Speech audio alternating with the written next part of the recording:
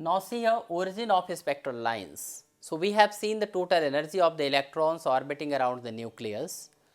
Now see, when the electrons are in a given orbit, or you can say when the electrons are at ground state, at room temperature electrons are at ground state, when some energy is given in the form of the heat or in the form of some other sources, the electron gets excited and jump from the lower orbit to higher orbit.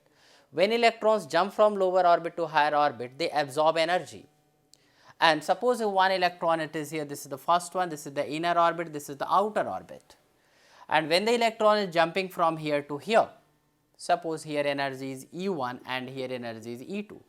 So when electron jump from here to here E2 to E1, it emits radiations, and that radiations comes out here in the form of the photons. So in this case here we get the spectrum here of the radiations emitted. So we can write here actually this is the jumping of electron from outer orbit to inner orbit is the source of the basically here the spectral lines. And here we can take energy released in this process is E2 minus E1, and that can be written E is equal to, that is E can be written h nu actually. Here h nu is equal to, nu is the frequency, h nu is equal to, we can write E2 minus E1 is equal to, E2 is the total energy of the electron in this orbit, that can be written minus 2 pi square m k square z square e raised to power 4 upon n2 square h square plus minus here, but that negative will become plus, that is 2 pi square m k square z square e raised to power 4 upon n1 h square.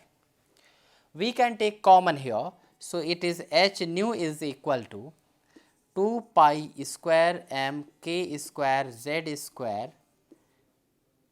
e raised to power 4 upon h square into 1 upon n1 square minus 1 upon n2 square. Now we can write h into c by lambda, nu can be written c by lambda, here is equal to 2 pi square m k square z square e raised to power 4 upon h square into 1 upon n1 square minus 1 upon n2 square.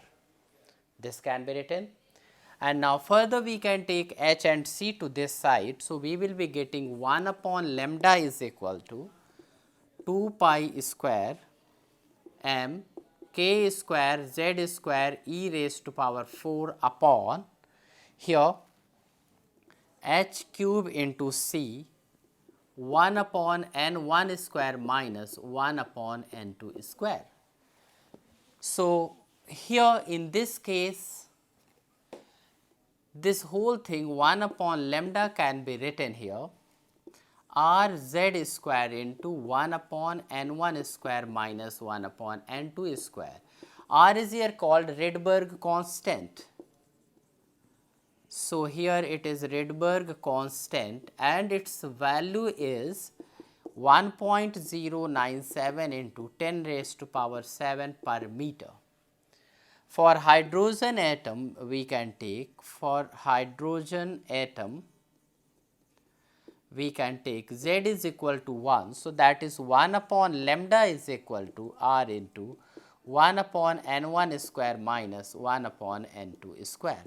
This is here the wavelength. We can calculate wavelength of the emitted radiation according to the orbits from which the electrons are falling to the inner orbit, and this also can be referred as the wave number.